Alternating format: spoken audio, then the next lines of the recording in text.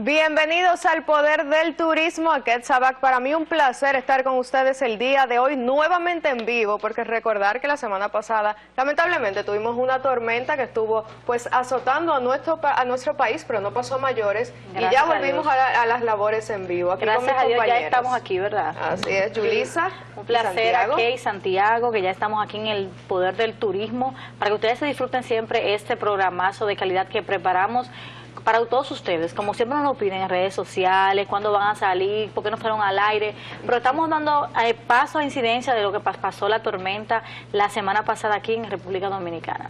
Así es. Santiago. Así es, buenas tardes, aquí Yulisa, feliz y contento de estar una nueva vez aquí con ustedes y como decías ya en vivo y como también decías que la tormenta no causó males, sí, gracias a Dios, mucha agua y eso nos ayuda bastante, la necesidad, la sequedad y este calor que nos arropa. Hubieron muchos lugares que son personas vulnerables, a pesar de que están aquí en Santo Domingo en el Distrito Nacional, y en el Gran Santo Domingo hay personas que viven cerca de cañadas, de ríos y demás, como el río Sama, y esas personas sí fueron evacuadas, y todavía todas las semanas hasta el sábado pues se estaba trabajando el plan de contingencia para que esas personas pues estuvieran seguras y la casa, hasta que su casa esté reparada totalmente. Claro, que los daños sean mínimos. Claro. También. Qué bueno que lo toca, porque decimos que los daños no fueron tan mal, porque uno siempre se sitúa en las personas que pierden la vida, pero hubo mucha gente que perdió su hogar,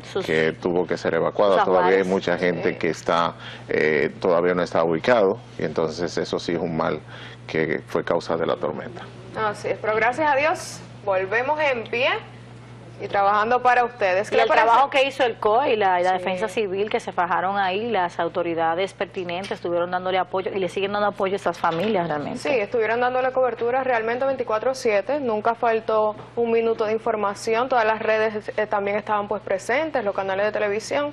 De verdad que felicitar a las autoridades. Felicidades a los del teteo también, que pusieron a trabajar más al claro, también, a trabajar más siempre hay una que otra persona que... Sí, siempre hay gente que está disfrutándose todo.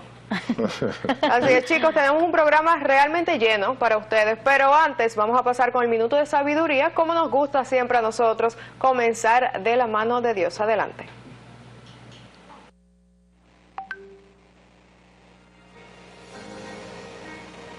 Un minuto de sabiduría con Torres Pastorino. Todos nosotros tenemos un trabajo que cumplir con relación al bien. Prepárate para el trabajo porque las tareas son muchas e importantes y muy pocos los que se dan cuenta de ello. Ayúdale al mundo para que el mundo te ayude a ti. Abre tus brazos eficientes en cultivar el bien, de tal modo que cuando se cierren para cosechar, se encuentren llenos de los frutos bendecidos por la felicidad y el amor.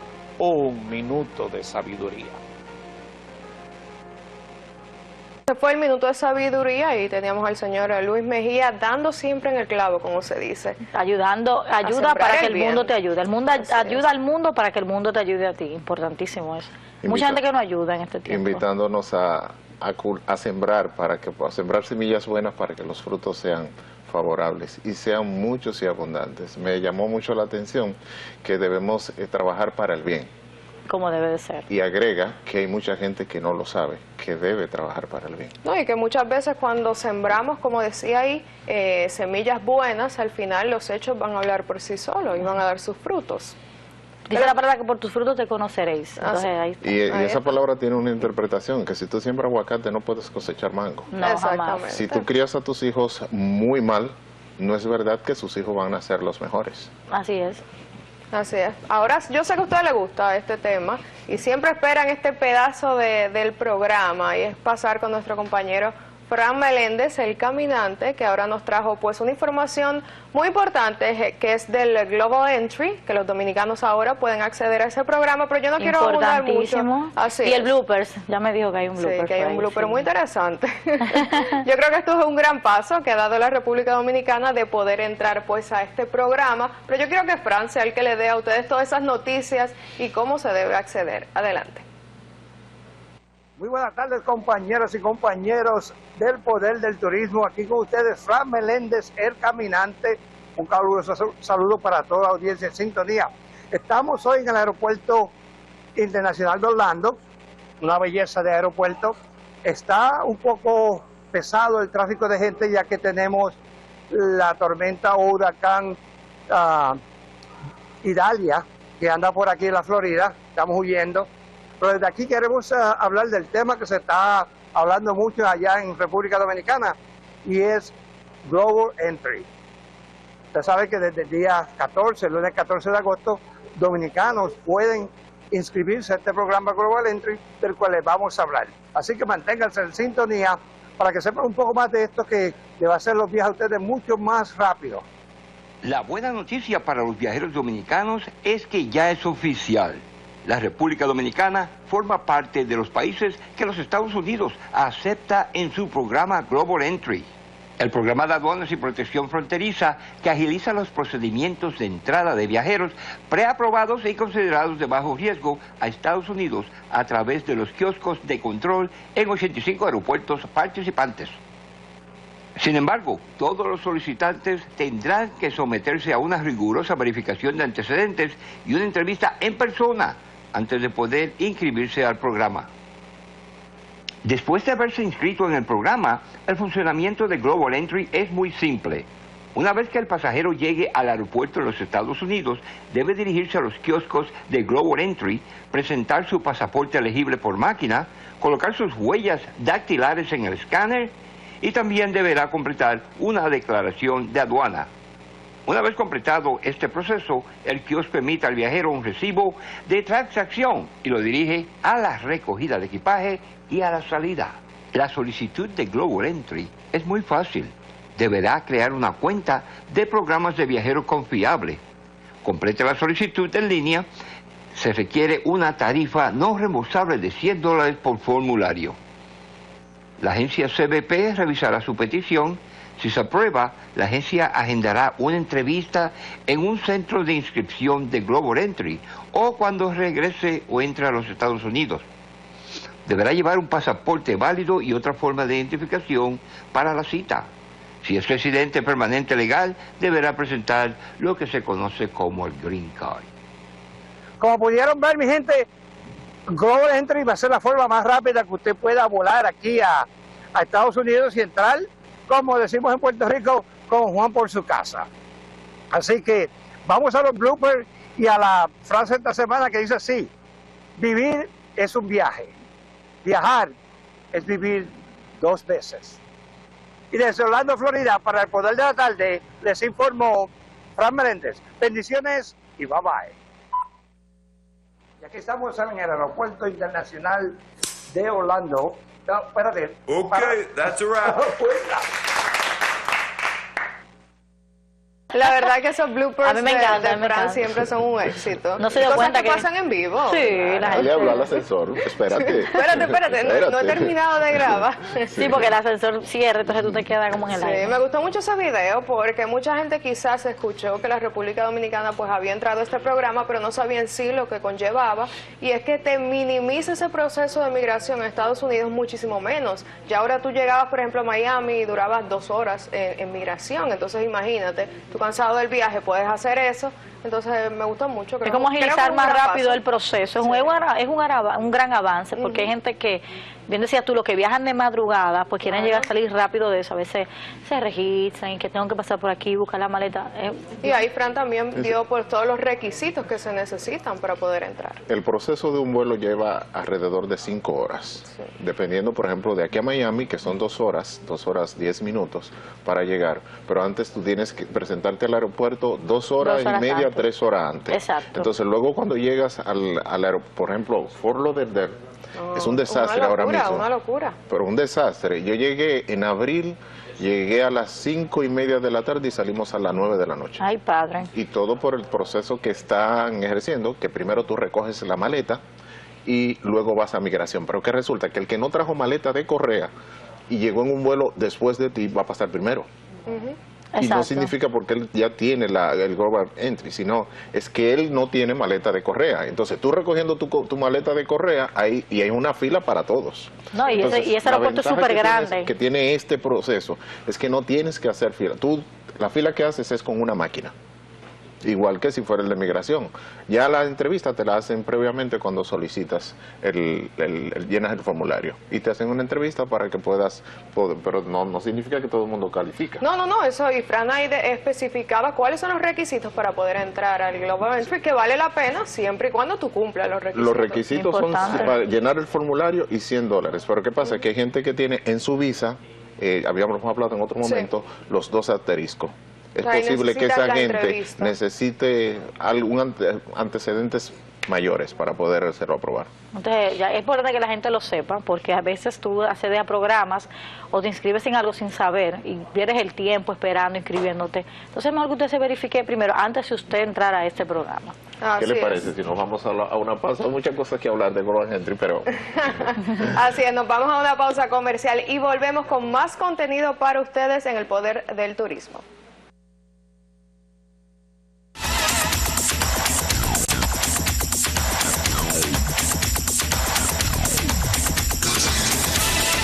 Seguimos con ustedes en el Poder del Turismo. Ya tenemos pues a nuestros primeros invitados el día de hoy. Santiago, yo quiero que tú los presentes, porque son un padre y un hijo que de verdad muy ejemplares, trabajadores, están aquí para presentarnos pues su proyecto. No, yo me voy a callar, Santiago. Mejor adelante. Si la presentación, para que sea más rápido la presentación, yo diría el Chivirico mayor y el Chivirico menor.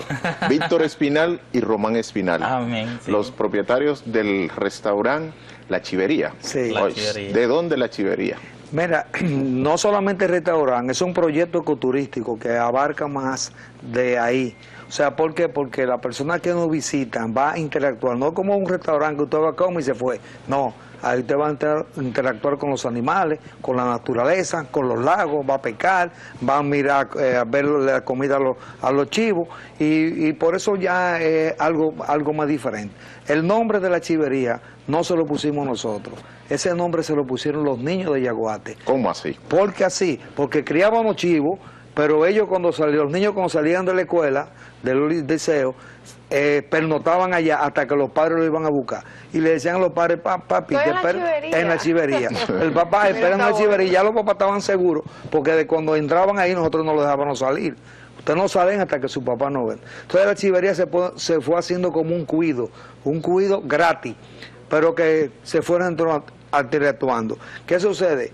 Inicialmente se llamaba Villa Sofía, por una niña de él que es especial, yo le puse Villa Sofía. Pero ¿qué resulta? Que el nombre de La Chivería fue sonando tanto que opacó el nombre de Villa Sofía. Entonces cuando preguntaban, ¿dónde está Villa Sofía? Ah, en La Chivería. Ya la gente los conocía, Lo conocía. más por La Chivería. ¿Dónde está la presa de Valdesia? Que invito al país a que conozcan la presa de Valdesia, que veo gente desde el Quita y no conocen la presa de Valdesia, que es una obra maravillosa de arquitectura. Entonces, ¿dónde está la presa de Valdesia? Ah, te pasa La Chivería, sigue derecho y vaya. Se fue haciendo como un punto de referencia. Entonces él mismo me dice, papi, pero vamos a poner La Chivería. Y yo, pues arranca por API, registra el nombre, que quiera Dios que no esté, para ponerle. Y ponle de una vez de Yaguate para que geográficamente quede en la mente de la persona dónde está ubicado y no se confunda con otro pueblo. Y de ahí, por eso es que yo digo que el nombre se lo pusieron los niños. Muy bien. Al visitar el restaurante La Chivería, ¿con qué cosas nos encontramos? ¿Qué hacemos allí? Me imagino que hay chivos, ¿verdad? Sí, Porque por el aparte de nombre. los chivos. Mira, lo primero que tú te vas a encontrar con mucha belleza natural, rodeado de unas lindas montañas. Ahí podemos ver algunas imágenes. Ah, bueno, aquí tenemos algunas imágenes. Continúe usted. Sí, entonces, desde que tú entras, tú te enamoras del sitio. Tú te enamoras del sitio porque tú vas a contemplar animales, vas a respirar aire puro, aire libre de contaminación, una belleza extraordinaria.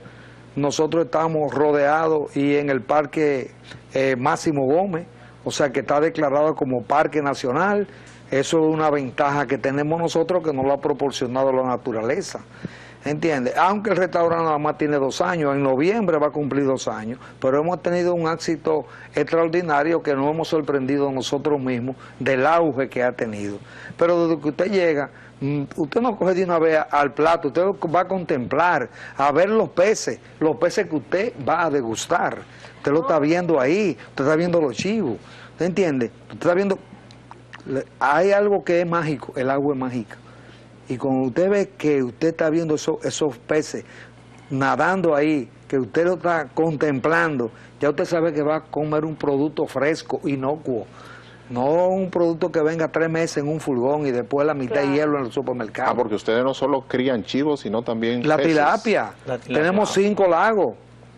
Y la tilapia es un pez inocuo y tiene una ventaja de que como come en la superficie, que tiene que alimentarse con soya extruida y en forma de pele para que floten, porque la tilapia no baja al fondo porque le hace daño a los oídos.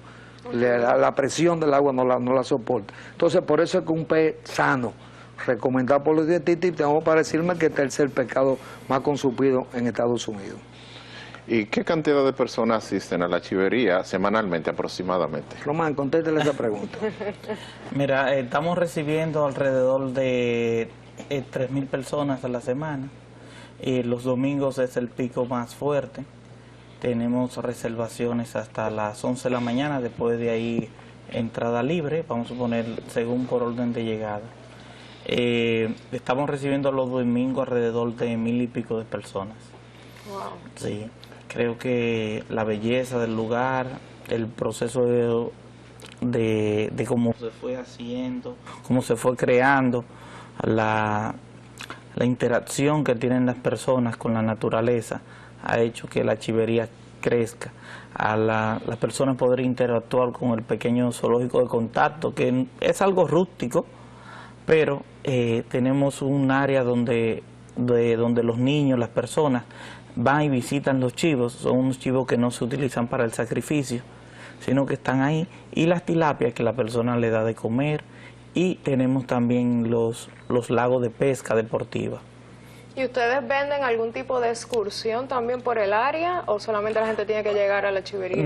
Hasta ahora mismo no. Hasta ahora mismo sí invitamos a las personas que visiten las presas de Valdez, el Conde de Mana, pero todavía no tenemos esas cosas. Sí, Yaguate es un lugar muy turístico y de mucha historia, vamos a suponer, porque fueron los primeros ingenios, se hicieron justamente por la zona. Por eso es que es una zona muy verde y muy bonita. Y tiene mucha historia, vamos a suponer.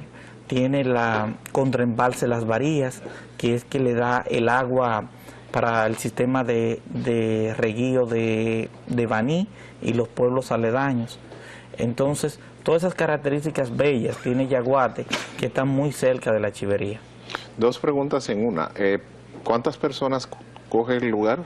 ¿Puede acoger? El lugar está preparado para 900 y pico de personas sentadas. Y escuché que decías que los niños van, significa que yo puedo llevar a mi familia completa, no importa la edad de mis hijos. Sí, también tú puedes llevar a tus pequeñas mascotas, también te lo permitimos, porque es un área muy verde, muy grande, está desarrollada para eso, para que la familia disfrute, claro. Tú sabes. No, y tiene muchas actividades que quizás la gente un domingo puede ir temprano, hacer ese recorrido, terminar ahí en la chivería, ver los animales, todo eso, y ya después pues sentarse a comer tranquilo. No, y tiene una rigolita que usted se baña. Y los niños participan, este calor que agua natural que viene del río, y entonces usted tiene ahí. No es una piscina en sí, pero está haciendo la función de piscina.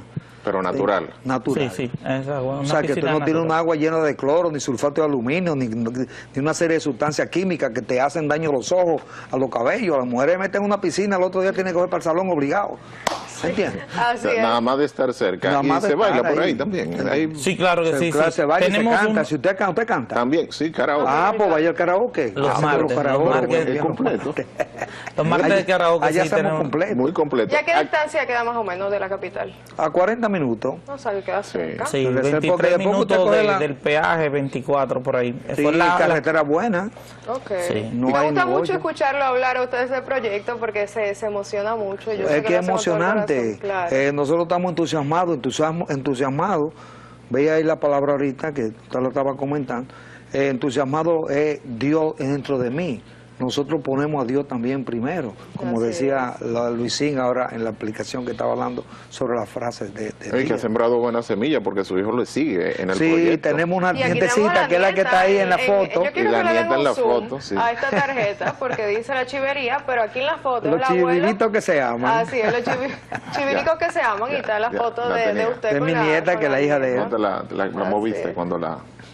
Sí, Cuando te pero enfocara. muy- Ahí volviste a mírala ahí. moverla, volviste a moverla. Ya lo dejo tranquilo. Yo quiero que vean esta foto, mírenla ahí. ¿Dónde lo pueden encontrar ustedes en las redes sociales? La chivería de Yaguate, tanto en Instagram como en Facebook, y también a los teléfonos nos pueden llamar al 809-481-8501. Ahí pueden hacer sus reservaciones. Como dicen que los domingos es el día que más personas van, Y día de ¿qué fiesta. tiempo tengo para hacer una reservación? Es decir, ¿cuántos días antes y a más tardar? Mira, nosotros tenemos las reservas, la pueden hacer hasta el mismo día, siempre y cuando esté la disponibilidad, pero los domingos y días feriados solamente reservamos hasta las 11 de la mañana.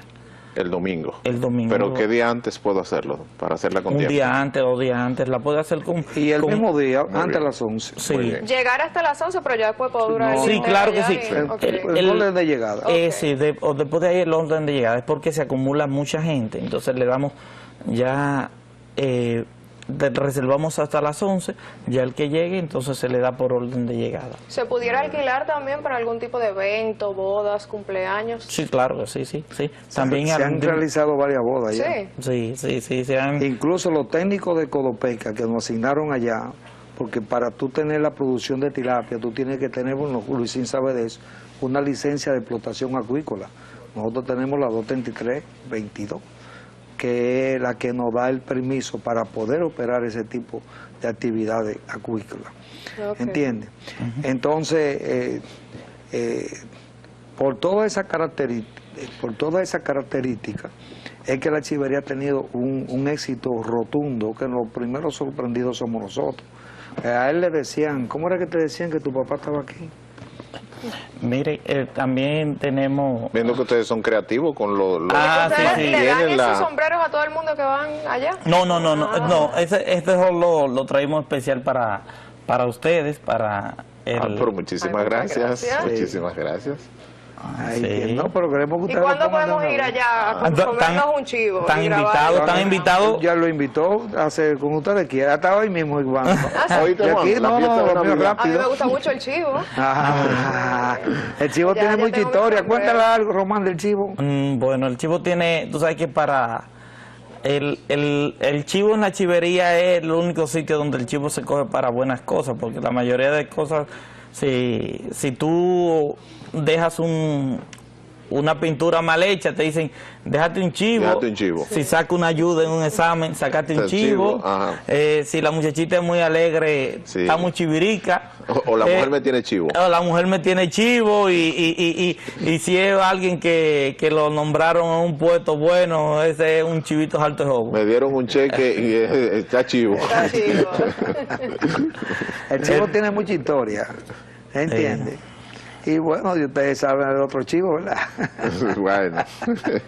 No, pero de El verdad chivo que mayor. muchísimas gracias por venir y presentarnos pues este proyecto tan interesante y Sí, también y invitar a todo el mundo que quería vaya. decirte también que nosotros estamos muy contentos por la promoción de la ley 4023 que declara a San Cristóbal provincia ecoturística. Y espero que no solamente San Cristóbal, sino los 8 municipios de San Cristóbal se acojan a esta ley y sean beneficiadas de esta ley. ¿Te entiendes? Porque vemos mucho turismo internacional, los extranjeros vienen y le construyen de todo, pero el turismo local muchas veces lo tienen un poquito se explota tanto. olvidado. ¿Te entiendes? Y tú ves la gente que conoce muchísimos sitios del país, no conoce a República Dominicana. Aquí hay muchísimas cosas bellas, como le dice Román ahorita. Totalmente. ¿Entiendes? Totalmente. Y por ahí cerca de San Cristóbal, ¿qué más, aparte de las presas, la gente puede visitar en el momento de visitar? Hoy está en la playa, por eso es que dicen que San Cristóbal lo tiene todo, están las montañas, ¿tú entiendes? Esa es la ciudad Constitución, ahí están la pintura famosa de grandes pintores, ¿tú entiendes? Entonces, tiene muchas cosas. Yo particularmente pienso que ahí debe explotarse el nombre de Trujillo. ¿Por qué? Porque si en otro país, simplemente por tener una tumba de un expresidente, dictador o no lo que sea, pero tú la visitan miles de personas, si aquí se hiciera un mausoleo a Trujillo, pues van a ir mucha gente a ver Trujillo, a conocer la historia que sea, pero a conocerla. No se puede hablar mucho de eso, que se está por poner una ley que ni siquiera se menciona. Mire, le tengo una primicia. Ajá, sí. Vamos a ver, primicia para el poder. Adelante. Resulta que Román dice, vamos a poner una bandera aquí. Y poniendo la bandera, hemos encontrado una cueva. ¿Cómo? Y en esa cueva, no sabíamos de qué, ya hay hay hasta una morbosidad en la población, que es lo que había ahí. Y hay muchas conjeturas. Bueno, nos comunicamos con Patrimonio Monumental, ellos fueron allá, tomaron muestras, pero entre los mismos arqueólogos que llevaron, no se han puesto de acuerdo que qué había en esa cueva. Entonces estamos esperando el resultado, ya le dieron la autorización a Cultura, ya Cultura dio las instrucciones, hasta ahora ni nosotros ya le podemos poner la mano. ¿En el mismo lugar del restaurante? En el mismo lugar de la chivería. Otra razón para ir, y tú y yo ya podemos ir, tú y yo ya somos chivirico. ya estamos preparados. No, ustedes salen de allá. Llegamos con el sombrero y entramos sin reserva. No, ya somos de la casa. Repetir las redes sociales también para que claro que sí, la chivería de Yaguate, tanto en Facebook como en Instagram. Un placer que nos hayan acompañado aquí, de verdad que son bienvenidos ustedes también cuando tengan algún evento o quieran volver a promocionar claro que sí. la chivería. Los invitamos a ustedes también a pasarse un domingo, cualquier día, en familia, porque de verdad que se ve muy interesante este proyecto. Recordar que nos siguen en las redes sociales @El Poder de la Tarde, tanto en Instagram como en YouTube, donde se puede enterar pues de todo nuestro programa toda la semana. Nos vamos a una pausa comercial y volvemos con más contenido para ustedes en El Poder del Turismo.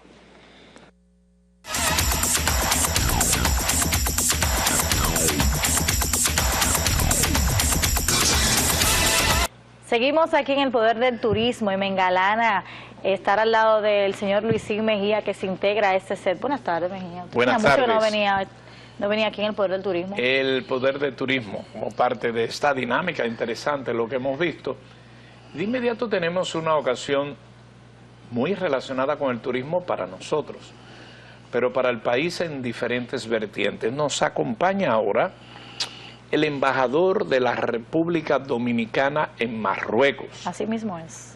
Don Amaury Justo Duarte, una figura importante en diferentes actividades y renglones de la República Dominicana, con un currículum impecable, envidiable y de diferentes facetas. Señor embajador, qué gusto tenerle por acá. Igualmente, para mí es un placer estar junto con ustedes y que el público dominicano pueda, diríamos, interesarse y ver y escuchar nuestro trabajo en política exterior. Interesante saber de inmediato, Marruecos, ¿qué es de Marruecos? El continente donde está, ¿cómo es su peculiaridad? Marruecos es una monarquía constitucional que está frente a España, es el quinto país de África en cuanto a desarrollo. Tiene diríamos, una historia sumamente interesante en el sentido de que, diríamos, no se dice los marroquíes porque ellos son árabes. Los árabes fueron los que dominaron España durante 800 años. A los españoles no les gusta que le digan eso. Pero si usted va a España, las principales ciudades del Andaluz, es decir, la parte sur de España, está totalmente impregnada de las influencias árabes, para no hablar de su cultura, sus costumbres. Pero además otra cosa, el idioma. Todas las palabras en español que comienzan con AL son de origen árabe. Aldaba, alcahuete, alféizar, almohada. Importante. Pero no almirante. Son miles de palabras que son de origen árabe y que fue de esta forma construyéndose el propio idioma español. Entonces, Marruecos es una monarquía constitucional, un desarrollo impresionante, 40 millones de habitantes, 5 ciudades imperiales, Fez, Marrakech, Rabat, Meknès. Marrakech, por ejemplo, recibe alrededor de 7 millones de turistas al año. Y nosotros como país no estamos disputando que lleguemos a 10 como sueño. Porque como Marruecos está frente a España, es decir, es el puente de África con España, evidentemente el turismo es muy atractivo, porque Marruecos en cuanto a su geografía tiene 3 características: nieve, desierto y playa.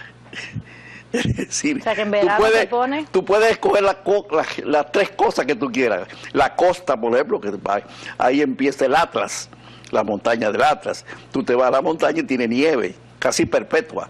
Baja el Atlas y tiene la planicie, y después la costa. Pero si tú sigues para el sur, entonces te encuentras con el desierto.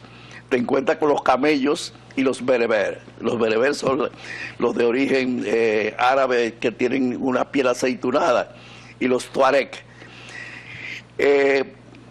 Como te dije, es una monarquía constitucional. Nuestras relaciones con Marruecos datan de 1960, es decir, cuando a la víspera de la caída de la tiranía trujillista, pero fue en el 2010 que se establecieron relaciones, diríamos, de embajada. O sea que desde 1960 hasta nuestros días tenemos relaciones diplomáticas, pero las embajadas se establecieron durante el gobierno de Leonel Fernández, en el 2010. Y a partir de ahí las relaciones se han ido desarrollando. Los marroquíes, yo la invité fuera de cámara para que fuera a Marruecos. Usted no necesita visa para ir a Marruecos. Importante, a los dominicanos les interesa viajar. No necesita visa. Nosotros, el gobierno actual fue el que consiguió esa exoneración del visado, y los marroquíes no necesitan visa. ¿Cómo es el proceso del viaje a Marruecos que el dominicano quiera ir a visitar? Bueno, tú tienes que irte por España o por los Estados Unidos. Pero una buena noticia para los dominicanos es que si las cosas van bien, en el sentido de que se van a ir desarrollando como se están desarrollando, que muy apresuradamente las relaciones y de expansión en expansión, lo más probable es que haya un vuelo directo entre la principal ciudad, que es Casablanca, donde se filmó la famosa película Casablanca. Entre Santo Domingo directo y Casablanca, porque en esencia Casablanca de Santo Domingo es el puente entre el Caribe y Centroamérica, y para ellos tienen una línea, Luisín, tienen la línea aérea más poderosa de África, la Royal Air Maroc, que tiene vuelos con casi todos los países de África. Y estamos negociando la obertura de una línea aérea directa. ¿Qué idioma se habla en Marruecos? 3. ¿Cuáles son? Árabe, acabo de decirte en árabe. Hablo un poco de árabe. Un momentico, repítamelo otra vez. Yo hablo árabe un poco. ¿Netekel? El netekelem es hablar. Netekelem. ¿Y la otra? Yo. Sí. El arabí. El arabí. Shueya poco. Neteken al arabí shueya. Eso es quiero hablar árabe. No. Yo hablo árabe. Netekel alabajin. Por ejemplo, yo hablo árabe. En la gramática tú eres anta, ella es hiya. Dígame en árabe si las mujeres, las damas son bonitas en árabe. Jamil el Marat. Yamila Malat. Sí, las mujeres son lindas. Pero usted habla ya árabe. No, ya usted está... ¿Y qué tiempo usted tiene allá? 2 años. ¿Y lo estudió o lo estudió? No, yo... Mira, un embajador, para ser embajador, tiene que identificarse con el país en donde es embajador. Por supuesto. Entonces, en Marruecos se hablan 2 idiomas básicos. El francés, que yo hablo francés perfectamente, porque yo estuve en Francia 9 años, tu amigo Joaquín Balaguer me deportó y aproveché mi estadía. Eso lo vamos a hablar ahorita más adelante. Mi estadía lo aproveché para estudiar. Sí. Entonces, se habla el francés y por cierto, la diplomacia se habla el francés. Y la clase media marroquí habla francés perfectamente, porque Francia fue la potencia colonizadora de Marruecos. Y naturalmente influyó en el idioma. Y el otro idioma es el árabe, que es el idioma de los musulmanes. Entonces la gente de más nivel habla árabe. Los 2 idiomas. Los dos idiomas. Árabe y francés. Entonces hay un tercer idioma, que es el idioma de la gente del pueblo.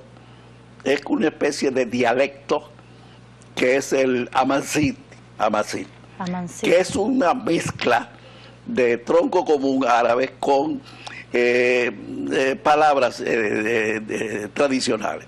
Pero básicamente el idioma oficial es el árabe. ¿Habla un chin de Amansi? No, ese yo no lo sé. No se lo sabe. Ah. No me interesa, porque fíjate bien, no te voy a dar una explicación lógica. Dígame. Hay un idioma que se llama árabe. El árabe es el idioma en que hablan en todos los países. Okay. Pero en casi todos los países hay sus dialectos. Sí. Sus dialectos. Pero el tronco común es el árabe. Exacto. Por tanto, el que habla el árabe literal, como se le llama, puede, diríamos, comunicarse con los egipcios, con los libios, con los tunecinos, con los argelinos, con los de Arabia Saudita, con los de Emiratos Árabes Unidos, con todo el mundo árabe. Pero en cada país hay una mezcla de ese árabe literal con el dialecto. ¿Qué tiempo le tomó a usted aprender este idioma? Bueno, en realidad es un poco difícil para nosotros, porque No, yo me imagino, el dominicano se le hace difícil aprender inglés, imagínese árabe. No, lo que pasa es que es una literatura completamente diferente, son jeroglíficos, como los chinos. Embajador, estamos pasando imágenes de esta actividad de la embajada. Ah, ok, eso fue en tabaco y ron. ¿Tabaco y ron? Sí, tabaco y ron. Una actividad de tabaco y de ron. De ron, sí, porque allá el ron es prohibido. Digo, no me diga. Sí, pero la gente lo bebe. ¿Por qué? ¿Por qué es prohibido? La religión. La religión. El alcohol es prohibido. Sí, prohibido. En general, ¿y entonces cómo usted tenía...? En los resorts, y la gente de clase media lo toma. Lo vende. En su casa y cosas. Pero en los ritos religiosos hay, por ejemplo, el musulmán tiene la obligación de, no puede comer cerdo, el alcohol, tiene que ir una vez a la Meca. ¿Qué es la Meca? La ciudad sagrada de los árabes. Ah, ok. De los musulmanes. De los musulmanes. Okay. De los musulmanes. En la peregrinación. Pero como la gente pobre no puede ir a la Meca, cuando se hace la prosternación, se arrodilla hacia la Meca, mirando hacia la Meca, y dice Alá Akbar, Dios es grande. ¿Cómo fue? Alá Akbar, Allahu Akbar. La religión.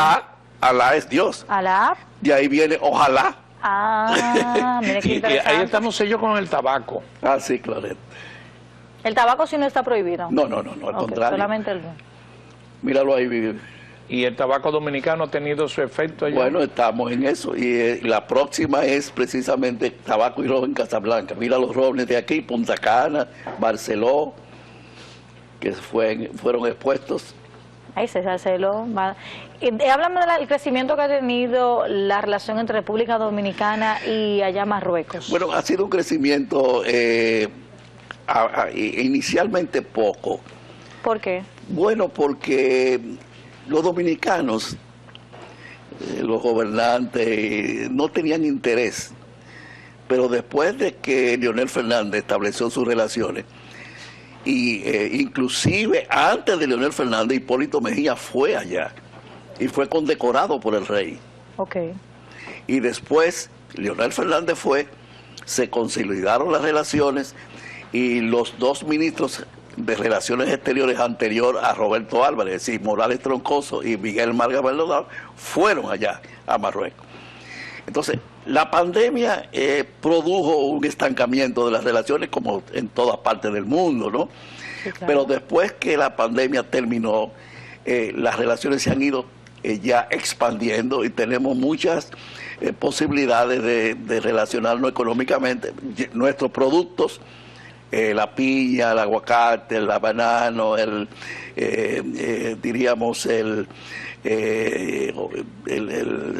sobre todo la piña y el aguacate, productos exportados, el plátano, y ellos pueden también pescado, uno de los grandes productores de pescado es Marruecos, y el fosfato, que es la materia prima para la fabricación de los fertilizantes. ¿Usted piensa que el dominicano pudiera tener empatía en Marruecos? Sí, porque yo estoy recibiendo como embajador centenares de dominicanos. ¿Para el turismo dominicano sería interesante? Claro, muy interesante. ¿Qué cuesta más o menos ir a Marruecos? Lo mismo que ir a España. Porque de España a Marruecos, sobre todo de Madrid a Marruecos, a Rabat, que es la capital, es 1 hora. Okay. Es prácticamente lo mismo. Es lo mismo. ¿Qué, un poco de el rey, la monarquía, cómo son las características y qué interesante conocer para uno tener, ampliar los conocimientos de Mohamed? Sí, sí. Es una larga historia, Luis. Es una monarquía, la monarquía alauita, miles de años. Ellos dicen que son sucesores de Mahoma. Sí, el director nos tiene ahí la imagen de Mohamed, y yo sé que ha sido un hombre muy hábil, el director, y nos va a ir enseñando lo que usted nos explica de Mohamed, su familia y su relación. Mohamed VI. Mohamed VI o sexto es el hijo de Hassan II, y Hassan II es el hijo del sultán, que fue el primer rey que se instaló en el poder después que el protectorado colapsó. Entonces ya no hay emir. No. En 1958 los marroquíes alcanzaron la independencia de Francia sobre la base de una negociación. A diferencia de Argelia, tú te recuerdas la guerra de Argelia. Sí, cómo no. Los argelinos lograron su independencia peleando. Una guerra fratricida. Y los marroquíes. Y los marroquíes sobre la negociación. Negociando. Aquellos peleaban, estos negociaban. Exactamente. Con Francia. Sí, con Francia. Y los tunecinos negociaron también. ¿Qué es lo que se llama el Magreb? El Magreb, que son los tres países del norte de África. Túnez, Argelia y Marruecos. Entonces, respondiendo a tu pregunta, es una monarquía constitucional. Diferente a Argelia, que son repúblicas, esta es una monarquía constitucional. Aquí tenemos a su majestad. Es Mohamed VI, correcto. Joven. Sí. Sí, tiene 58 años más o menos. ¿Es autoritario? A eso vamos a hablar. Es una monarquía constitucional, pero a diferencia de las monarquías de Europa, o sea, la de España, la de Inglaterra, la de Bélgica, la de Holanda, que no tienen poder los monarcas, sino son sellos gomígrafos de lo que decidan los parlamentos. De los presidentes y primer ministros. Exacto. En Marruecos no. En Marruecos el rey toma decisiones sobre diríamos, aspectos fundamentales de la política. ¿Cuáles son los aspectos fundamentales de la política? La soberanía, las fuerzas armadas, ¿no? Y la religión. Él es lo que se llama el comendador de los creyentes. Una especie de Muy papa. importante. Plus ou moins, es decir, más o menos, más o menos. Plus o moi. Ya Hablo eso en francés. francés, sí. Es decir, más o menos. O sea que él tiene poder.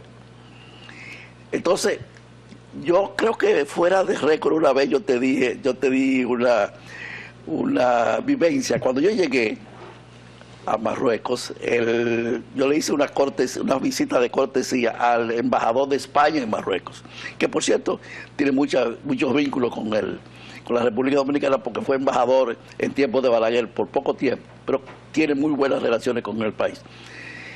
Y me dijo, Amaury, no toque 3 teclas. Digo, me asombré, le interrogué le dije, ¿qué significa eso? No toques al rey, al Sahara y a la religión. Ah, muy bien, muy claro. Muy importante. No toques al rey, al Sahara, ni a la religión. Porque en el Sahara hay un problema de hace mucho tiempo, tú lo sabes. Sí. Exacto. O sea que el rey, diferente a los monarcas de Europa, tiene poder real en la política, aunque hay elecciones y hay 17 partidos políticos, inclusive ¿Son elecciones para cargos? Para primer ministro, síndicos, regidores, ¿Y el rey no marca a nadie? ¿Cómo dice? El rey no marca, no selecciona. No se mete. ¿Cada qué tiempo hay elecciones allá? Cada 4 años, hay un parlamento. Los Pacheco, el presidente de la Cámara de Diputados de nuestro país, ha visitado a Marruecos 4 veces ya. 4 veces. Le gusta al presidente de la Cámara de Diputados Marruecos. Es un sinónimo que al dominicano le gustaría ir a Marruecos. No, pero si yo recibo muchos turistas. Vamos a ver, ¿hay playa? Totalmente, playas bellísimas. ¿Arena blanca? También. ¿Qué se come en Marruecos? El cuscús. El cuscús. ¿Es bueno? ¿Usted lo ha comido? Sí, claro. El cuscús es... Míralo. Bueno, estos son los camellos. Sí, estos son pero los camellos. El cuscús es una mezcla. Es como una especie de sancocho, Ajá. pero de trigo. De trigo, sancocho de trigo arriba. Arriba. Okay. Uno pone una especie de cazuela arriba con hoyos. Arriba pone el trigo crudo y abajo pone la carne y los víveres. ¿Hay arroz allá? No. Trigo. Ni concón. No. Ni aguacate. No. ¿Qué otra cosa aparte del sancocho? Ni morir soñando. No. Nada de eso. Ni brugal. No. Bueno, nos vamos ahora a exportar o sea, el dominicano para eso tiene que hacer una pausa. Claro, no, pero la comida es una de las comidas de Marruecos, una de las comidas más exquisitas de Europa, y digo del mundo. O sea que el dominicano lo puede asimilar, la gran mayoría, pero los 4 días está pidiendo arroz y concón. Bueno, pero el trigo le ayuda. No sé si se puede ver en la televisión, no sé si ustedes tienen, porque yo les mandé un video. Un pequeño video de ahí, los platos básicos. Vamos a ver los platos básicos. Yo no sabía, pero eso es bueno verlo. ¿Y los musulmanes pueden tener más de una dama, una mujer en su casa? Teóricamente sí, conforme al Corán, pero en los hechos no, conforme a la economía. ¿Por qué? Porque no la puede mantener. ¿Cómo es la economía y allá? Conforme al Corán, ¿cuántas mujeres puede tener en su casa? 7. ¿Cuántas? 7. Anda para el carajo. Pero aquí va a haber muchos dominicanos que van a ir para allá. ¿Cómo es eso? Pero eso es teórico. Que se van a mudar allá, eso es teórico. Ah, porque una por día. Y tiene que atenderla cada día. El divorcio, por ejemplo, en Marruecos es abierto, es decir, es legal. ¿El divorcio? Sí, el divorcio es legal. Todos los días hay divorcio entre la mujer y el hombre. Usted se divorcia cuando usted quiera. Cuando usted quiera. Bueno, bien. ¿Y están muy restringidos las atenciones para la mujer o está relegada? No, al contrario, hay una ministra de la mujer muy potente, porque el feminismo ha tomado mucho cuerpo en el mundo árabe. ¿Y en qué se divierte el marroquí? Bueno, se divierte la música árabe es muy famosa. ¿Hay discotecas allá en todos los barrios? Ah, importante. Digo, los barrios de clase media, sobre todo. Y lo que se bebe es el té. El té. El té. Okay. ¿Criminalidad hay? Muy poca, por lo menos lo que yo he advertido como embajador, sobre todo en Rabat y en las grandes ciudades turísticas, es muy poco. ¿Hay policías o guardias? En todas las esquinas. ¿La seguridad ya? Absoluta. ¿Hay seguridad? No, eso es increíble. Ahí vemos ¿Y el los que se platos. equivoca? Ah, bueno, aquí tenemos comida. Ah, bueno, mira, ese es el tajín. Se llama tajín. Ajá. Que no es el cuscús. Ve a ver si pueden poner el cuscús. Tiene tallota, Ese es zanahoria. Tajín. Pero no comen carne esa gente. Sí, sí, claro, da cordero. Sí, el cordero. El cordero por es una supuesto. carne noble. Sí. Es como especie de primo hermano del chivo. Y tío del ovejo. El ovejo, que es el exactamente, cordero. el can. Pero evidentemente eso, el cordero es una... Y además está la fiesta del cordero. Aid el Kebir se llama. Aid es fiesta. Kebir, Ese es el sancocho, ese trigo. ese es el... Creo que es el cuscús este. El Sí, el cuscús. cuscús. Ok. Este es el cuscús. Pero usted, embajador, se ha hecho un marroquí de primera línea. No, pero además yo estuve casado con una tunecina. Ah, ¿Te recuerdas? bueno, sí. Y yo tengo mi hija, es tunecina, Es dominico tunecino. O sea, tunecina. usted domina el ambiente. Dominico, mi hija, mi segunda hija es dominico tunecina. Pues yo estuve en Túnez. Cuando Balaguer me deportó, yo conocí... Un poco de esa historia para que el televidente conozca de quién es Amaury Justo Duarte. Todo el mundo me Académico. No, hay mucha gente joven, nueva. Por bueno. ejemplo, la joven aquí. conoce. Ya, ya. Dijo, oh, pero el embajador. Y él me preguntó si usted era comunista. ¿Por qué Balaguer lo deportó? Bueno, ¿qué te digo? En ese momento los disidentes balagueristas, Balaguer era en eso muy inteligente. O mataba, o mandaba a matar, o deportaba. Yo con Virgilio Bello Rosa, que tú te recuerdas de él, Sí, cómo no. con Héctor Cabral Ortega, Sí. nosotros defendíamos mucho los presos políticos. Ok. Es decir, y después a mí me acusaron de algo que yo no tenía ni nada que ver con el secuestro del Donald Crowley, En el 70. el coronel norteamericano. Sí. Yo no tenía nada que ver con eso, ni para el carajo estoy. Sin embargo, en los servicios de inteligencia se le metió en la cabeza al papá de amigo tuyo, Guzmancito Germán Acosta, Sí. se le metió en la cabeza eso y me deportaron. Acuérdese que había que buscar un link para salir, Claro. para ir echando un poco, y Entonces- limpiando el espacio. Entonces, claro está. Y recuerdo y lo tengo en una novela histórica que va a ser publicada próximamente. Recuerdo que cuando me llevaron al avión deportado, de pronto en el sitio donde yo estaba sentado, se presenta un agente, una persona, ¿no?, de seguridad, de inteligencia, y me entrega un sobre. Y entonces yo le digo, ¿qué es esto? Y me dice, eso le manda el doctor Balaguer. Cuando yo hablo el sobre, era un billete de $200, 2 billetes de $100. Era mucho dinero en ese tiempo. Dice, para sus gastos, doctor. Para sus gastos, doctor. O sea, el deportado. Así que fíjate bien esa evidencia, una evidencia que un poco de humor negro, ¿no? Sí, bastante. De humor negro. Pero en ese entonces yo pasé 8 años en Francia y ahí fue que conocí a mi segunda esposa. Que Y era de una hecho periodista. aprendió el idioma y pudo Una aprovechar periodista- allá. Una periodista tunecina y que vino aquí, vivió aquí, y mi hija nació aquí, mi hija que hoy en día es una prestigiosa académica en Madrid, se llama Rashida Justo Hamza. Bueno, aplicando el nombre. Claro. Y por cierto, Leonel Fernández fue a Madrid. Mi hija es la jefa del departamento del Instituto de Empresa de Madrid, uno de los institutos académicos más famosos de Madrid. Ok. Cuando Leonel Fernández visitó el instituto, le presentaron los profesores. Y entonces el edecán de Leonel, que conocía el instituto, ella es dominicana. ¿Cómo? Dominicana. ¿Y cómo se llama usted? Y le dice Leonel, ¿cómo se llama usted? Y entonces mi hija le dice, Rachida Justo. Hamza, Justo. Sí, mi padre lo conoce a usted muy bien.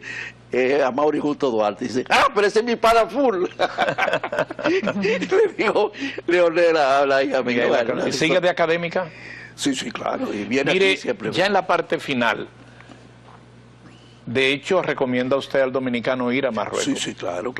Y tiene las puertas abiertas de embajada a la señorita. Claro, voy a con estar por mucho allá. gusto. Ella está muy complacida desde ahorita de que usted le dijo eso antes. No, de- porque el embajador me invitó especialmente a mí a ir a Marruecos. ¿Sí o no, embajador? Sí, no. Ha recibido toda la Y embajada, lo más probable es que el prestigioso directivo del Comité Olímpico Internacional nos honre también con su Por ahí visita. vamos a ver, yo me vamos a le ver. pego, no se preocupe.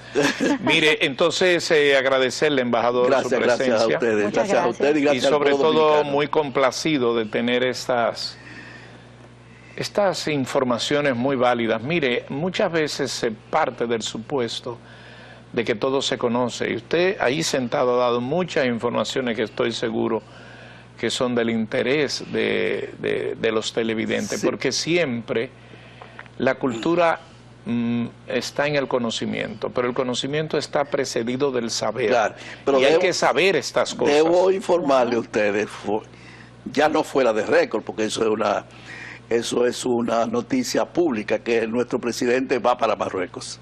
Ah, sí. Presidente Abinader. Va para Marruecos en estos días, en los próximos meses. Ya Eso está. es una posibilidad entonces de seguir ampliando las relaciones. ya está organizado eso y lo más probable es que sea antes de diciembre. Qué bueno. Importantísimo. Pues muchas gracias y, Gracias a y ustedes. vamos a hacer los links.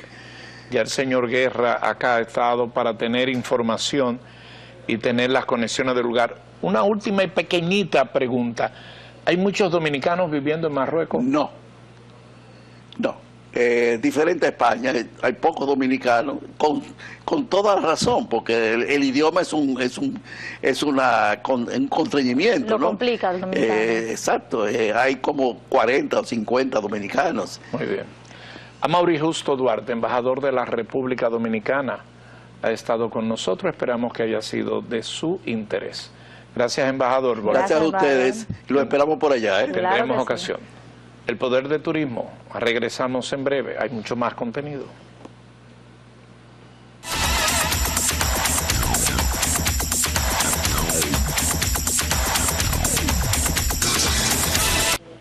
Buenas tardes y estamos de regreso, Alejandro Martín, con ustedes, dando continuidad a Miércoles de Turismo. La verdad que la tarde de hoy ha estado cargada de muchísimas informaciones interesantes y lo que viene a continuación promete también.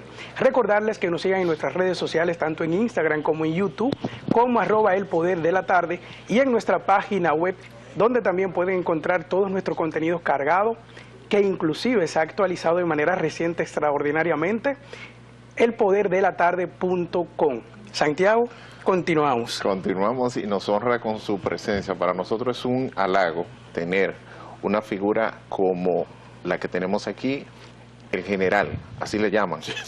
Definitivamente. Ten cuidado que hay un cantante que también le dice Soto que- Jiménez. Sí. Bienvenido al poder. Bueno, para mí es una gran satisfacción por muchas razones estar en este espacio.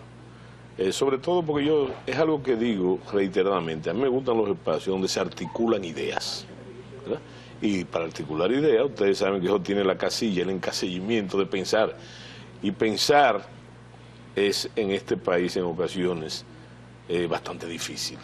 Y una de las difícil. actividades más complejas que el ser humano puede realizar de por sí. Claro que sí, claro. Bueno, ahí ustedes recuerdan la famosa frase aquella de pienso, luego existo. Luego es esto. Definitivamente. Sí, bueno, pero entonces decirles entonces, en el mismo tenor, de que siento, ya lo dije, mucha satisfacción de estar en este espacio y aprovechar esa satisfacción para mandar un saludo muy dominicanista a toda la audiencia de este programa y un saludo también muy pueblista y muy leonelista.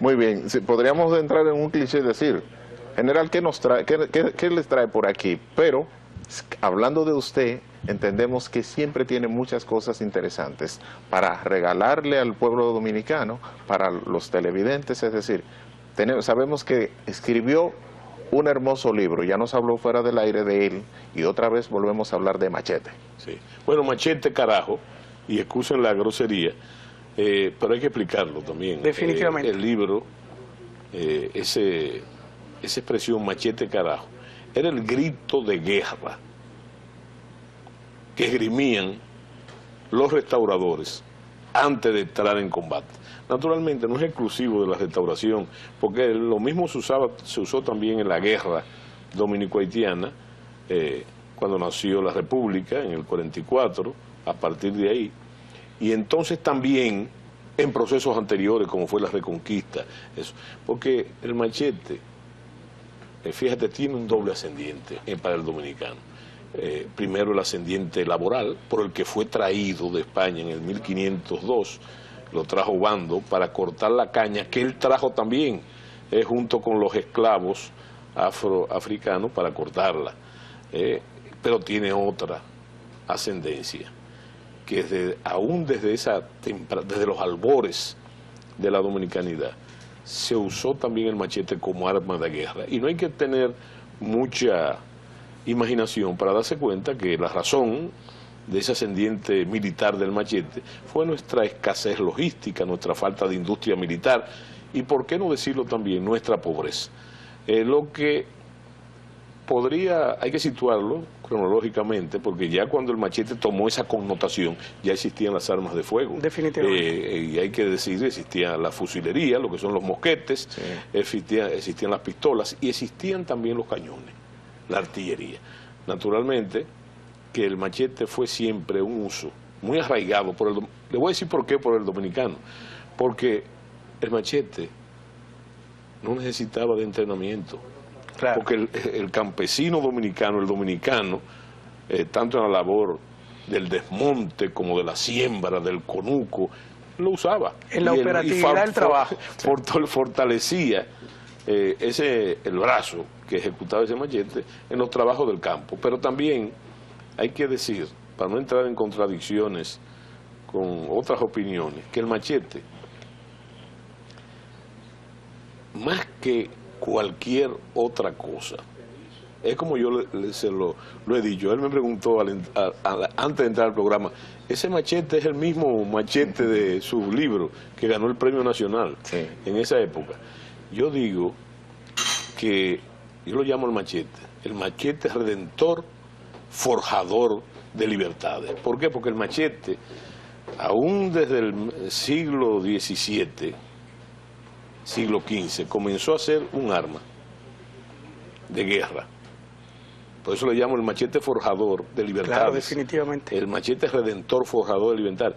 Pero sobre todo... una metáfora que ajusta muy bien. Sí, sobre todo, se constituyó así, precisamente luchando contra las agresiones que tuvimos que sufrir por muchísimas razones geoestratégicas y geopolíticas. E invasivas en su momento también. Invasiones de las grandes potencias. Y las grandes potencias tenían no solamente una ventaja numérica, era una ventaja también tecnológica. Claro. Sí. Bueno, pero el machete entonces... combatió todo eso. Mire, yo pienso que el machete comienza a tomar connotación histórica, real, y también de la historia militar, por allá por el año de 1691. Esa es la batalla de la Limonade contra los franceses. Pero anteriormente, en la invasión de Penn y Venables, que nosotros conocemos como la gran expedición inglesa, exacto, en los tiempos de Oliverio Cromwell, fue el machete el arma. Y hay que oír en el diario de guerra del almirante Venables y de William Penn, lo que ellos dicen del machete y cómo se ceba en las armas. Pero el dominicano tiene una característica interesante, que el dominicano, que todavía se usa en la fraseología popular, cuidarse de que no lo maten chiquito para que lo dejen llegar a buey. Entonces, fíjate que en la gesta de Penn y Venables, que fue una gesta militar y una victoria militar del criollo de los dominicanos, se habla de que los ingleses se retiraron por un rumor de cangrejos, que ellos pensaron que eran grandes ejércitos. No, y eso es simplemente por lo que te dije, para guardar la potencialidad real que nace en la voluntad del dominicano y sobre todo de la gente humilde. O sea, que se puede decir que es una estrategia fantasma de cierta forma, ¿eh? No, yo creo que es un argumento. O un argumento, exacto. ¿Verdad? Para que en la cultura dominicana también ha permanecido con el argumento de que, óyeme, de que no adivinen, ¿verdad?, dónde que está el secreto precisamente de la dominicanidad. Hay que recordar, y siempre lo cito, un poeta portugués, don Miguel Torga, que él decía que la patria es un pedazo de suelo defendido. Y es así. El dominicano comenzó a ser dominicano en la medida de que se fue defendiendo de esas amenazas. Y así se fue forjando la dominicanidad, se fue forjando el pueblo como si se juntaran palos para hacer un bohío, ¿verdad? Es un convite. Así se fue formando el pueblo. Y entonces, en esa medida, recuerden un dato histórico, antes de ese evento, aquí cualquier pirata, que era una forma incomprendida de guerra imperial, venía ahí, se paraba en el malecón, tiraba 3 cañonazos, tomaba la ciudad de rehén y había que pagarle unos cuartos para que se fueran. De ahí es que viene que cuando tú debes, tienes deudas, o nosotros tenemos deudas, dicen que los ingleses andan atrás de ti. Ahí hay un inglés atrás de ti. Bueno, históricamente ahora lo aterrizamos. Sí, bueno, entonces ahora, y está en el inconsciente colectivo del pueblo dominicano eso, y prevalece ahí, como prevalece también esa tendencia que tenemos de forjar la gloria. Yo creo que la principal riqueza del pueblo dominicano es el heroísmo de sus hijas y de sus hijos. Y eso hay que tenerlo muy en cuenta, porque el dominicano, si tú lo ves simplemente de forma segmentada, tú vas a ver que el dominicano parece aguantar de todo. Sí. Bueno, Sí, parece. Y olvidar rápido. Pero yo que tengo la preocupación de la historia, eso es hasta un día. Definitivamente. Hasta el día menos pensado, el día que se agota la tolerancia, esa tolerancia que parece no acabar. Y la mejor imagen es Rafael Leónidas Trujillo. Nadie ha ejercido el poder político por más tiempo y de forma más vigorosa que Trujillo. Sin embargo, fíjense. Y siendo un gerente exitoso en algunas 31 cosas. años, 31 años de poder absoluto, como lo dice su principal biógrafo, Carazuela. Hay que pensar que 31 años de poder absoluto quedaron conjurados en 15 minutos, desde que salió de la casa de su hija hasta ahora, hasta ese momento, en 15 minutos pasó desde la cúspide del poder político al baúl de un carro. Así es. ¿Verdad? Entonces, eso hay que tomarlo muy en cuenta, que parece una paradoja, pero no lo es. Yo creo que es una lección que debemos aprender todos. Machete Carajo nos hablaba fuera del aire que tiene algo que ver con Santana. No, nada, no, algo que ver no, es todo. Todo. Y así es el subtítulo del libro. Todo sobre Santana. Es el producto de un estudio de muchos años, de que yo quizá era teniente, jefe del Departamento de Historia del Ejército, hace ya mucho tiempo. Definitivamente. Y entonces, resulta que estudiando las glorias de la República, en un libro mío del 77 que se llamaba Semblanza de los adalides militares de la independencia, yo descubrí que aquí está que el jefe de todos esos héroes fue Santana. Y entonces ahí viene, porque usted podía también, como individuos suspicaces, si ustedes lo son los dos, e inquietos, usted podía decir, bueno, pero ¿y por qué? Ahí nos resume, en Soto no hay cierta admiración sobre Santana, que se dedica todo ese tiempo a estudiarlo. Bueno, pero la respuesta es esa la que le estoy diciendo. Él fue, de forma consuetudinaria, él fue el jefe militar por excelencia de ese periodo. ¿De qué periodo hablo? De la guerra dominico-haitiana. Entonces, en el libro está servido el personaje en su cruda realidad. Yo digo en la introducción que no hay nada de imaginación ahí, porque alguien me dijo, bueno, pero eso es una novela. Digo, no, la novela es una obra de ficción, al menos que no sea novela histórica, pero yo quiero decirles que ahí no hay nada de ficción. Es el personaje en base a esa investigación, cómo eres el personaje, cómo hablaba ese personaje y sobre todo, qué estaba detrás de la psiquis de ese personaje. Bueno, y entonces, como le decía también fuera del aire, ahí hay una cita que yo hago con la que comienzo el libro. Para desde el principio el lector sepa que no es una justificación de Santana, ni es una apología de Santana. Yo pongo ahí un pensamiento de Santana y lo voy a explicar. El pensamiento lo que dice claramente, y está basado en el hecho, él dice, contra la traición no puede haber piedad, contra la traición no puede haber perdón. ¿Y por qué ocurría eso? Porque Santana, que es una faceta también interesante que aparece en el libro, su faceta de déspota, ¿verdad? Y entonces Santana fusilaba a sus enemigos políticos, muchos de ellos eran héroes y próceres de la República. Entonces, como pasa ahora, en nuestras grandes crisis siempre hay una comisión encabezada por... En nuestra pantalla el señor Pedro Santana, de quien hablamos en este momento, referente a lo que explica Soto Jiménez. Santana, y mira, esa es una buena imagen de Santana, que parte de una fotografía real que está en el libro. Entonces Santana, cuando iba esa comisión encabezada por el arzobispo, él lo despachaba, decía, ellos iban a pedirle piedad para sus condenados, y él le decía, contra la traición no puede haber perdón.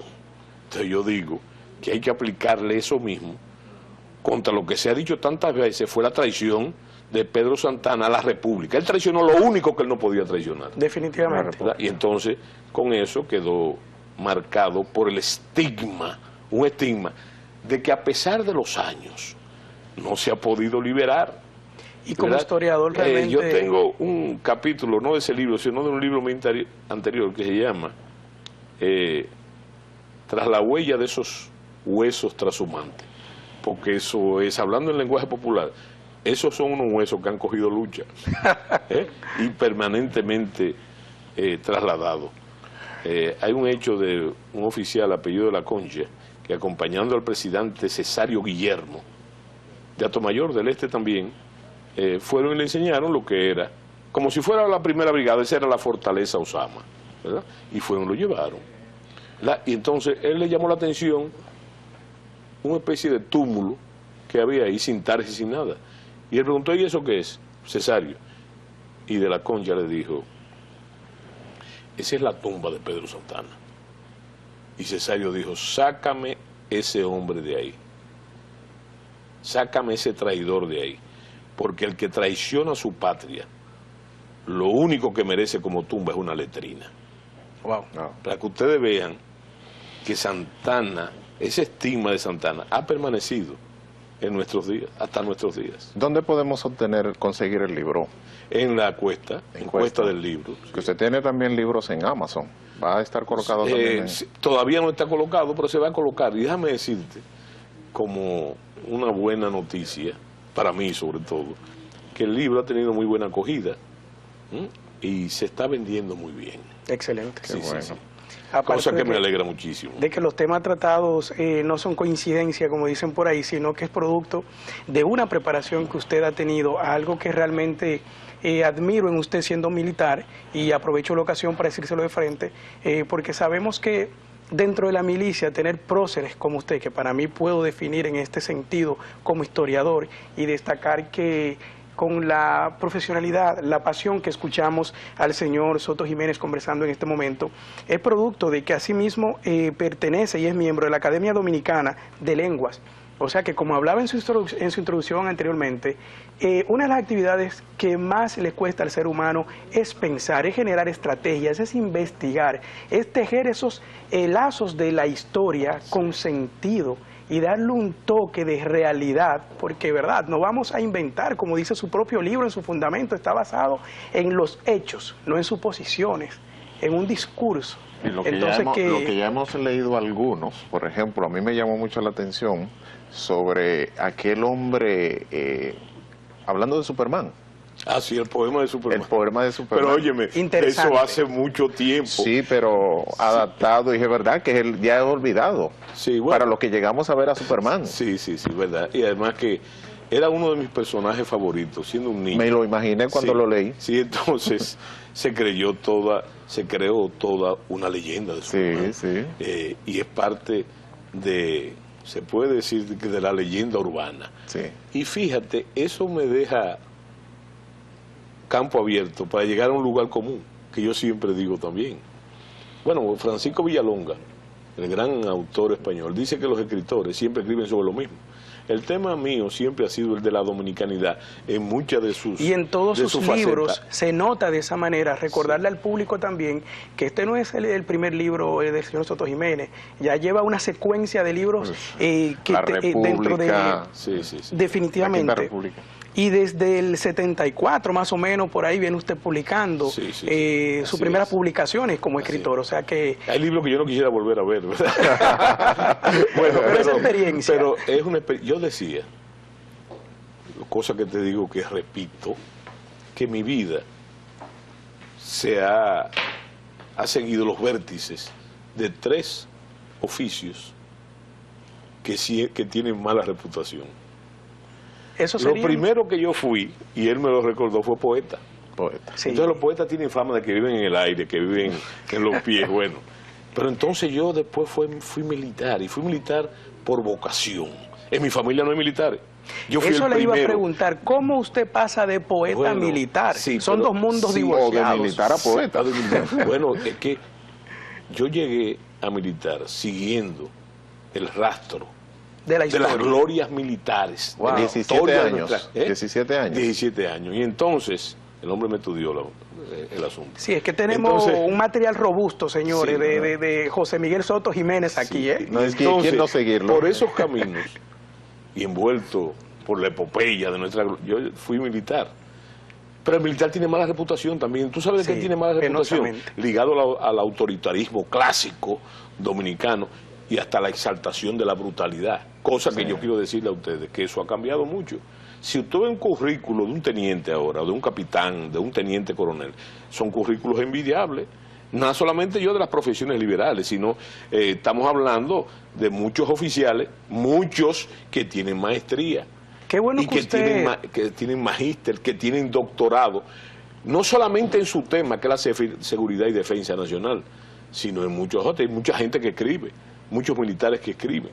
Entonces, a mí me tocó una generación en ese aspecto, pero siempre cargaba con el fardo que te asombra a ti, ¿verdad? Como se hacía la exaltación de la brutalidad de tiempos superados, Claro. indeseados e indeseables. Entonces tú vas a tener, ¿verdad?, que frase como esta, que el guardia escribe como quiera, que lee al revés y al derecho, Sí. y otra cosa peor, de que el guardia, mientras más bruto, mejor. ¿Verdad? De tiempos pretéritos. Bueno, pero entonces, ahí viene la otra, el otro vértice, la política. Después que yo termino mi vida militar, estoy en la política, y resulta que yo tengo la impresión... Siendo militar, ¿sentí ese deseo de entrar Mira, en la política? Yo pienso que sí, porque es que la política es el gran, voy a usar un anglicismo, es el gran hobby de los dominicanos, es su principal pasión. Sí. Su principal pasión. Y luego el béisbol. ¿Eh? Y luego el béisbol. No, y tú sabes por qué el béisbol. Sí. El béisbol llegó aquí para sacar la pasión, fue fruto de un embajador norteamericano apellido Sullivan, que a finales del siglo, después de la muerte de Lili sobre todo, él se le ocurrió que la única forma de sacar la pasión de la política, que era una tragedia en esa época, ¿tú sabes por qué? Porque hay gente que dice que no hemos avanzado mucho. En esa época, cada partido político tenía su ejército, y tú sabes cómo se resolvían los problemas. No era con voto, Confrontamiento. ni con discurso, era con tiro. Vamos a las calles, a Entonces, guerrillas. eso hacía, y la inestabilidad que provenía de ahí, hacía el Estado inviable Claro. e inestable. Y entonces, ¿tú sabes lo que se le ocurrió a Sullivan? Que era un amante del béisbol. Vamos a traer esta pasión para acá, ¿verdad? Y así eliminamos la otra pasión. Pero tú sabes lo que pasó. Y él trajo el primer equipo que llegó aquí de béisbol. El primer juego se jugó en Montecristi, por donde él entró, y el segundo en Puerto Plata, y el tercero en Santiago. Fíjense una cosa, y yo creo que, para no entrar en más detalle, que Sullivan tuvo un éxito relativo, porque realmente introdujo el béisbol. Pero ahora el dominicano tiene dos pasiones. Sí, la política y el béisbol. Se fue 50-50. Quiero aprovechar que usted estaba en este relato de cómo se busca la manera de apaciguar esas grandes pasiones. y de cierta manera frenarla y crear una actividad que ayude a que una población pueda montarse en otra línea que que está a favor de conservar las buenas costumbres, ¿verdad? Y no irnos a esos temas quizás de violencia. Estos temas que han pasado, ustedes de su experiencia como militar y haber ocupado cargos importantísimos como secretario de las Fuerzas Armadas en su momento, embajador para muchos que no saben también. Que queremos que nos hable de esa experiencia de embajador. No se pueden quedar esos dos puntos. Sí. Entonces, esta reforma militar que se está proponiendo a la República Dominicana, desde su experiencia, ¿cómo la ve usted y qué bondades considera usted que puede poseer para el país a favor de... Yo pienso, déjame decirte, que la reforma, no solamente de las Fuerzas Armadas, de todas las instituciones, son necesarias. Y sobre todo hay una lucha secreta, y en este caso de las Fuerzas Armadas, de la única forma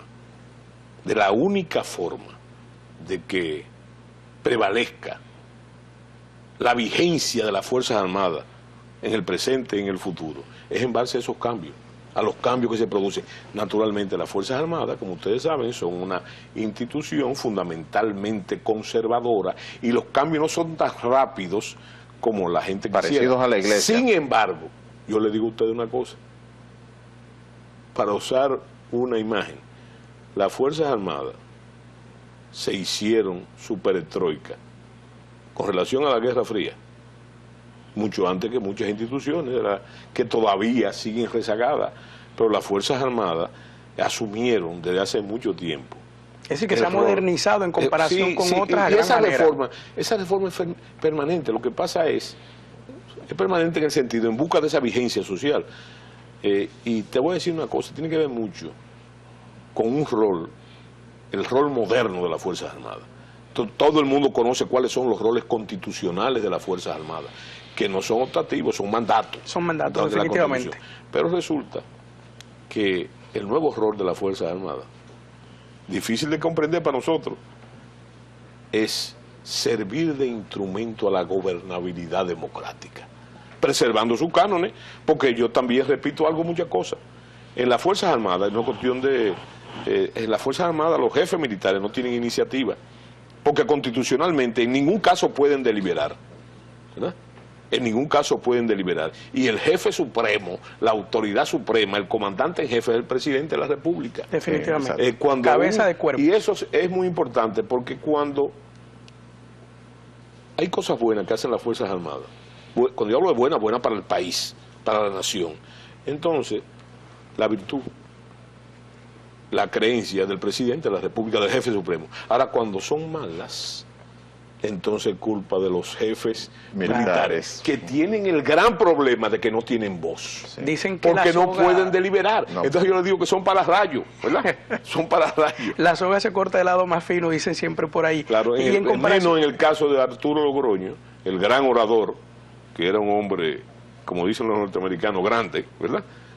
Y entonces, por un problema en la Segunda Guerra, antes de la Segunda Guerra, en los prolegómenos de la Segunda Guerra, siendo creo que canciller, hubo un problema con Italia. Italia amenazó con atacar a la República Dominicana y Trujillo salió del problema quitando al canciller, que era él. Y él dijo, un tipo con una jocosidad tremenda, es la primera vez que la soga rompe por lo más gordo, por como era él. Quedándome en la pregunta de Alejandro sobre la reforma policial. La reforma policial. Sí.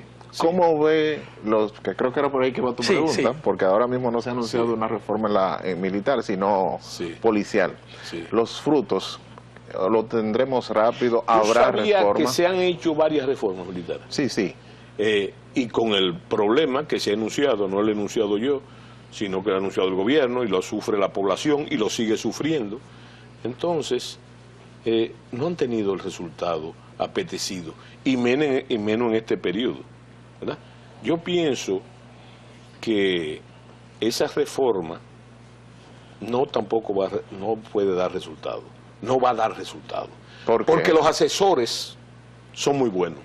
Los asesores internacionales son buenos, pero en muchas ocasiones, eso no solamente pasa con la policía, no están climatizados con Con la la experiencia realidad. No importa la capacidad que tenga. Yo te voy a poner un caso. Por ejemplo, te voy a hablar del señor Vila, del que tanto se ha hablado, el señor Vila, ¿verdad?